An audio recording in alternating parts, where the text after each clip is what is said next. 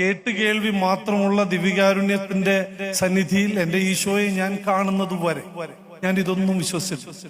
എന്റെ മനസ്സിന്റെ ഉള്ളിൽ ഞാൻ ഇതെല്ലാം പ്രഹസനമാണ് എന്ന് വിചാരിച്ചിരുന്ന ഒരു നാളും എനിക്കുണ്ടായിരുന്നു. പക്ഷെ once I started realising the real power, ദിവികാരുണ്യത്തിന്റെ ശക്തിയിൽ വചനങ്ങൾ എന്റെ മുന്നിൽ തെളിയുമ്പോൾ, എനിക്ക് ആവശ്യമുള്ള വചനങ്ങൾ എന്റെ മുന്നിൽ ഞാൻ ഒരിക്കലും വായിച്ചു നോക്കിയിട്ടില്ലാത്ത ഭാഗങ്ങൾ പോലും എന്റെ മുന്നിൽ കൃത്യമായി തെളിഞ്ഞു വരുമ്പോൾ എനിക്കിനി അവിശ്വസിക്കാൻ പറ്റും. ഞാൻ എന്റെ മക്കളോട് ഞാൻ പറയും, മക്കളെ, ലോകം മുഴുവൻ നിങ്ങളോട് പലതും പറഞ്ഞേ, പക്ഷേ ദിവികാരുണ്യത്തിലുള്ള ഈശോയുടെ സാന്നിധ്യം തിരിച്ചറിഞ്ഞിട്ടുള്ള ഒരു അപ്പനാണ്. ഞാൻ നിങ്ങളോട് എല്ലാവരോടും പറയാണ്, സാധിക്കുന്ന സ്ഥലങ്ങളിലെല്ലാം ജപമാല കൂട്ടായ്മകൾ ഉണ്ടാവട്ടെ.